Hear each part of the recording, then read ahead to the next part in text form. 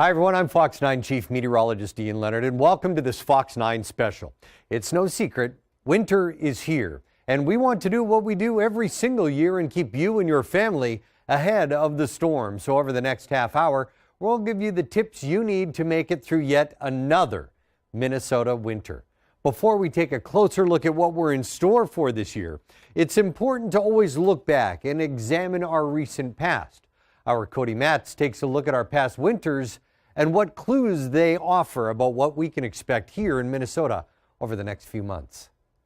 Well, it's no secret that forecasting the weather is not an exact science. We all know that. After all, we are trying to predict the future. The further into the future you try to forecast, the more variables in the atmosphere change and the harder it becomes. So to combat this, we use what's already happened, known as our climate record.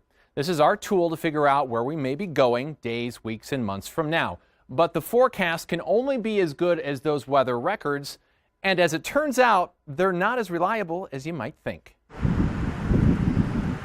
Winter in Minnesota. Some of us love it. The rest of us love to hate it. Regardless of our feelings about it, though, it's going to show up every year. But the age-old question is, how bad will it be?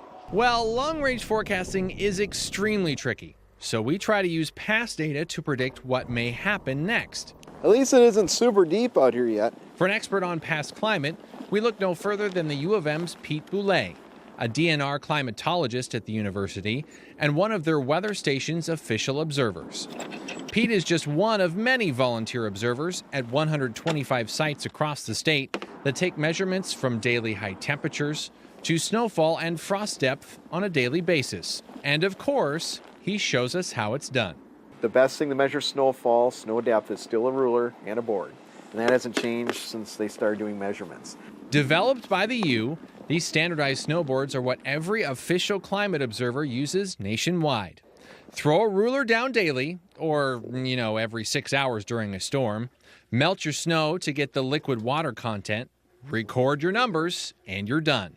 But even then, the one piece of winter we all want to know most about is the hardest to get right. Snow is the easiest thing and the hardest thing to measure at the same time, because it's very simple to do, but in order to do it consistently from storm to storm, it can be very tricky. The bigger the storm, the more the wind, the harder it gets. If you have enough people doing it, though, you can get some better picture of what happened. And you thought it was just sticking a ruler in the ground. Although admittedly, it may be just as accurate. This is why we ask for your snow reports after every single storm, so we can get a more accurate representation of our snowstorms, which can actually help us predict what's to come. So our snow records may be a little dicey, but temperatures are much easier. Once measured with a mercury thermometer in a beehive structure like this, is now measured electronically down to the 10th of a degree. But those temperatures, or more accurately, how low they get, may have more effect on our state than the number of flakes we count. While a mild winter may be less painful for your wallet or your fingers, it comes with its own price.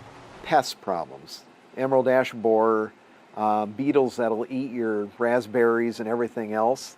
Those kind of insects, they overwinter here. And the colder it gets, the deeper the cold gets, the deeper the frost gets, can knock some of that back. So we don't get as cold, we don't kill off as many things. So having a winter can be healthy. See? Now 20s and 30s below zero is just what the doctor ordered to keep Minnesota healthy. So either way, warm or cold, snowy or dry. There's always winners and losers in any climate scenario.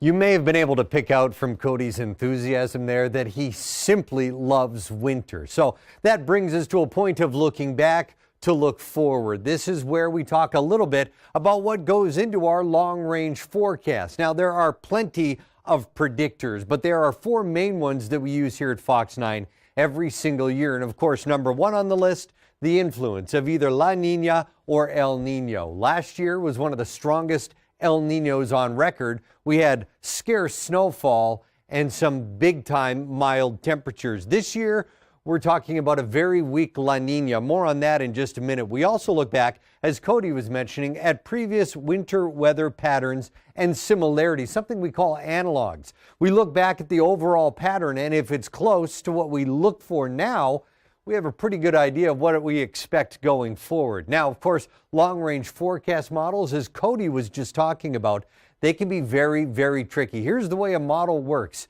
If it is on target right now and we start to march it forward in time, then the mathematical algorithms should continue to work. But if it's off just a skosh and we start to march it forward in time, those algorithms will get further and further and further away from what may actually happen. Long-range forecast models get a little tricky when we talk about the winter. One of my favorites is the seasonal jet stream pattern. Where's the jet stream locked in late in the fall, early in the winter? A great predictor of how our winter begins to look. So let's go back to the two big ones here, La Nina and El Nino. I'd like to go back to last year, the El Nino winter weather pattern. The polar front jet stream is right over top of the upper Midwest. The Pacific jet stream is well to the south.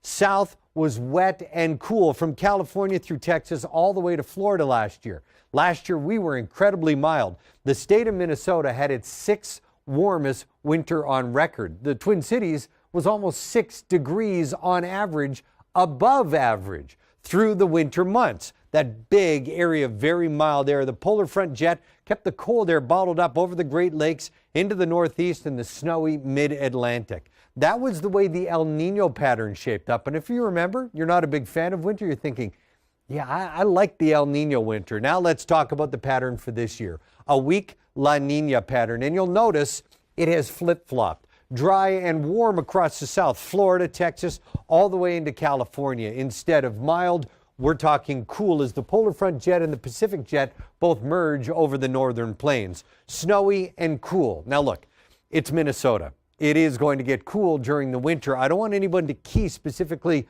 on that word because we're actually talking about slightly above average temperatures by a degree or two, but simply not the 6 degrees above average we had last year. And in terms of snow, northern Minnesota into northern Wisconsin could edge 65 plus inches. Great news there for our snowmobiling friends, but overall, let's go back. Take out La Nina, take out El Nino. Winter of 2013-2014, with neither major phenomenon in place. It was the coldest in 35 years, the 9th coldest winter on record, and some big-time snow, almost 70 inches of snow. So it gives you an idea as you start to look at all of our ingredients, how hard it's going to be. So look back 5 years. The last time we had a weak La Nina was 2011-2012. Only 22 inches of snow. Our 30-year snow average is nearly 55 inches. Last year, we were almost 20 inches below that. So, with everything taken into account and a weak La Nina, the jet stream pattern in place to keep us rather cool this year, not talking so much about the polar vortex, but a prolonged cool that should help us hold on to our snowpack. 52 to 60 inches is our Fox 9 prediction this year, right around our 30-year average of about 54.4. Almost 20 inches more than we had last year, and if you like the snowmobile and you like the snow, northern Minnesota and northern Wisconsin could once again be your destination. Hasn't been there that much lately. As you get out and about this winter, you can track all of the storms, the forecast, and of course our daily weather blogs on the Fox 9 weather app. It's free, it's in the App Store, and it's all you need to stay ahead of the storm. Still ahead on this Fox 9 special, if you get stuck, we can help you out. Your car this winter, you better make sure you're ready. Find out how to put together a winter weather emergency kit coming up. Also, we know how difficult winter can be here. So coming up, we'll provide you with some tips you may not have heard of for making it through the cold winter months. And of course, here on the weather team, we all have to get through winter just like you. So we thought we'd pull out our smartphones and show you what we do when winter weather hits. Here we are leaving the station after the newscast, and one thing we always have to do is we have to walk on the sidewalk that was shoveled a few hours ago, but no one's around at 10:30 at night. And then we've got to get the car, clear it off. Whoa! This is how you celebrate after a snowstorm. Woo!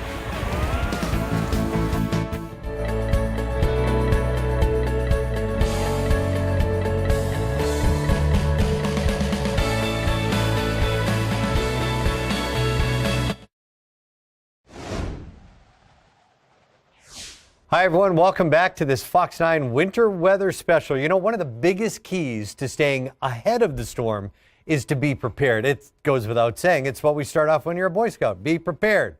But especially and more than ever, to be prepared in case of an emergency. So here to help us put together a winter weather survival kit is Kevin Reed. He is the Minnesota Emergency Management's Deputy Director. And that, my friend, is a mouthful. Welcome back for a second straight year. Thank you, Ian. You know, we did this last year, and sometimes when we talk about things like this, I think people can get the no kidding kind of mentality. But actually getting people to go from the no kidding to, okay, I did it, it is a massive leap. Because I'm willing to bet that 90% of people out there who are watching this have thought about doing this at one time or another and still haven't. The funny is, I was at work today, and I was telling them I was coming over to talk about this, and so I asked all of our employees there, and I'd say half of them haven't even got there yet, and they work in this business. These are people that work for you in emergency management. Exactly. So they start thinking about it, but they haven't actually got all the way done. It's because it is, I mean, and hopefully we're going to help you by putting together the list here today, but it can be a bit of a, then when you look at it, it'd be like my wife saying, honey, you're going to clean your closet? Right. Yeah, I'm going to get there. It's going to be fine. Right. This is a lot like doing that, assembling everything and putting it together and then making sure it's in the right place. So let's talk a little bit about a winter weather survival kit. And we're not talking necessarily about what goes into your house, but this is for people who travel. And not just when you're heading on the highway. This is for people who commute every day. Right. As you can see, that you hear about it every day, accidents on the highway, running off. Just the other day, there was the car into the pond. Yeah. You know, there's some things that you can do that can sort of help you in that situation if you get there. Sure, 90% of people get into a car in some sort of a garage or a heated parking structure. They go to the office and they have less than a 100-yard walk to their place of business. So men are wearing dress shoes, women are wearing dress shoes, kids are just walking with their jacket undone and they forgot where their mitts are. Right. A breakdown, an accident, and any of those scenarios are going to make for some problems. We're talking nasty cold weather. So let's talk a little bit about what we can just throw in the trunk of the car. Well, the easiest thing is don't forget a pair of boots. Now, usually I tell people to know who's going with you. Right. So if you can, I know my daughters and son could fit in my boots, so I don't have to get 8 pairs of boots there in the back of the car. But the simple things, an extra set of hat, an extra set of gloves, and then something to put it in. You know, we have Nobody these wants it rattling around the trunk. Right. So you can go get a nice little plastic tote. Therefore, it sits in the car and doesn't roll around. Or you can go a little bag, like a shopping bag or a cloth bag for that. So get those in there to make sure you have that. That's just for you to start with. And that's easy too. And what I tell people is this: you got an old pair of gloves or mitts and maybe a bit of a hat that's getting a little ratty, the kind you wouldn't wear out to some, us fashionistas wouldn't wear out to walk downtown. That's the kind of thing that works perfectly in the trunk of your car. You're never going to miss it, but it's there. You go in your front hall closet when you walk in. You probably open up. There's probably 10 pair of boots and hats for 20 years. You're saying I'm a bit of a clothes horse? No, guilty, and that's fine. Okay, so we've got this stuff. Here's something that always I think, oh my gosh, how did I not even think of this? Yeah, so the suggestion is to have a red, this is just your typical red bandana, or a, now they have all these fluorescent materials or whatever. Something to put, you used to tie this on your antenna when you had a car with an antenna. And the millennials are watching right now going, what's an antenna? Exactly. So, and we'll get some stuff for them in a little bit. But this is for hanging in your window. So if you're off the road and your cell phone isn't working or something's going on, you can hang it there so another motorist can call. If they see a red thing, a red or a colored bandana hanging from your window, call State Patrol or call 911 and say, hey, by the way, I saw this in this location, and they can send someone out there. SOS. Right? $1. SOS. $1. Yeah. And it's fabulous. Yes. Okay, so those are, cold weather stuff we've got. We've got our SOS ready to go. Now we're sitting in our car. Maybe the car's not working. It's going to get cold. The kids are thirsty. The kids are hungry. What are we going to do? Well, easy. $1 or so. Get a couple bars. Right. Throw them in there. Now, be careful with chocolate because you know how it is in summer, these will melt if you leave them in your car. gross, So you right? might want to change them every once in a while. Sure. A frozen Cliff Bar may be a little hard to chew. So, but as you warm it up, you'll get there. Yeah. First aid kit in case something Important, happens. sure. If you slide off the road there, and then you can carry a blanket. But this is a space blanket, like you would get after running a marathon. Those silver blankets. Yeah. That doesn't take much room. And they work. They work. They reflect your body heat back in. Right. Right. Very cool. And then I always say, and my daughters always laugh because I say, put the water in the car, and they say, Dad, don't you know that it freezes half the year? So my suggestion is, you always have a tumbler. Most of us drink coffee on our commute. Yeah. Grab an extra bottle, throw it in there, take it into your job, fill it back up, and take it home. But don't leave it in your car, or else you have a brick of ice.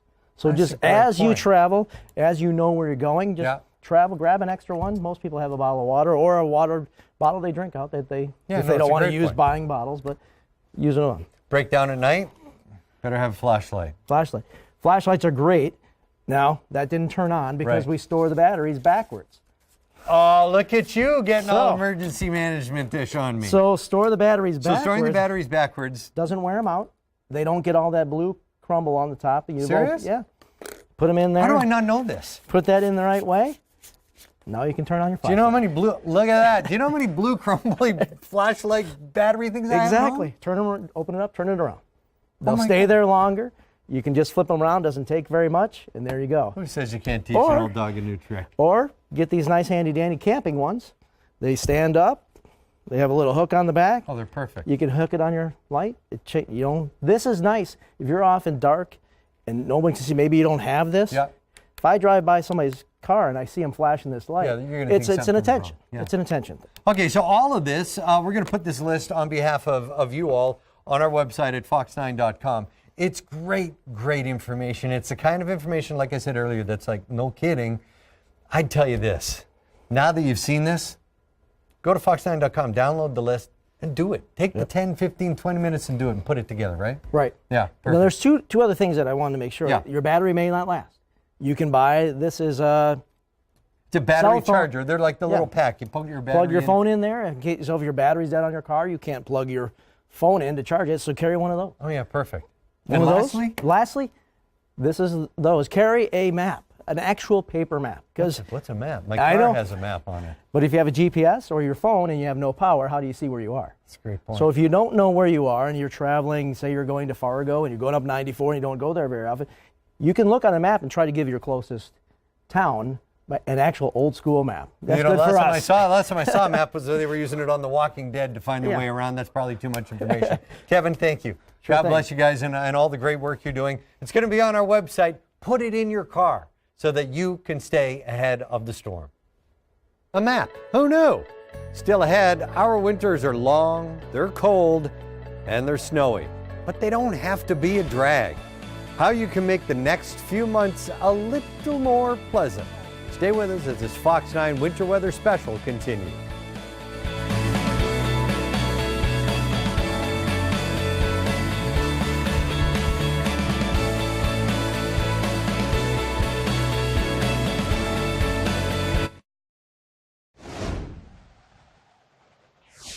Welcome back to this Fox 9 special as we try and help you stay ahead of the storm with your family this winter. You know, the next few months may be tough for even the hardiest Minnesotans, but there are ways to keep the snow and cold from getting you down. Meteorologist Keith Marler brings us some winter hacks to help you make this winter one of your most enjoyable yet, he says with a smile on his face. Hello, winter. After being spoiled with a mild October and November, we jumped right on into that cold zone with both feet this month.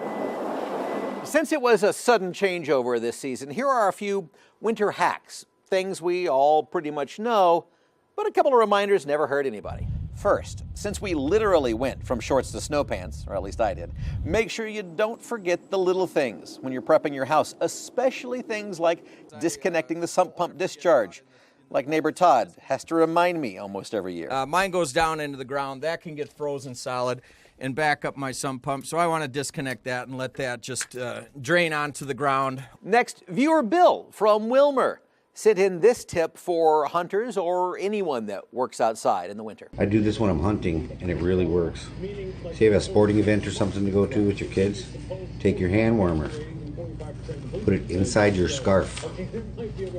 Put it across the back of your neck. You will be amazed. And that's perfect advice to add to teacher and school mama Susan's early bus stop routine in Maple Grove. This time of year, the bus comes before the sunrise. So as a tip to help get you through the cold, even if you're waiting for just 5 minutes, is to wear your layers. Wear your thermals and your boots and your snow pants and your coat and your scarf and your hat. Cover your ears and your gloves. And if it's really too cold, just drive the kids to the bus stop and wait in the car. And finally, a winter hack from me. This is an oldie but a goodie, but it's one I've already used twice so far this season. It's a cheap and easy and homemade way to get ice and frost off of your windshield, even if it's super thick out there. I mean, scraping works, but again, it's work, especially if it's really on there. We just kind of put a little water on there to freeze this morning. It's not the end of the world, but you know, you do have to work a little bit at it, especially as it gets really thick. This, you take 2 parts isopropanol alcohol, you mix it with 1 part water, and you put it all together in a spray bottle. Then you spray it directly on your windshield. A nice fine mist will work. You let it set for a while as your car is warming up, but you can already kind of see what's happening there. The alcohol in this has a freezing point of 128 degrees below zero. You can see that everything starts to kind of come off even easier as it just slowly rubs its way off with that alcohol. So stay warm, stay safe, and use a few of these common sense winter hacks to get us through and embrace our wonderful Minnesota winters. Winter weather hacks. And who knew Keith's wife was a Green Bay Packer fan? I did, and I still can't believe it. Thank you so much for joining us for this Fox 9 Winter Weather Special. We hope it gave you some tools you'll need over the next months. Don't forget, grab the list from our website and put it in the trunk of your car. Not the list, all the items on the list. And for your smartphone, stay ahead of the storms this winter. Make sure you download the Fox 9 weather app. It gives you the latest warnings, watches, advisories, up-to-date radar, and extended forecasts, and best of all, it's free. And keep tuning into Fox 9 and going to fox9.com for all the latest developments on our winter weather this year. Stay safe, everyone, and stay ahead of the storm. I'm Chief Meteorologist Ian Leonard.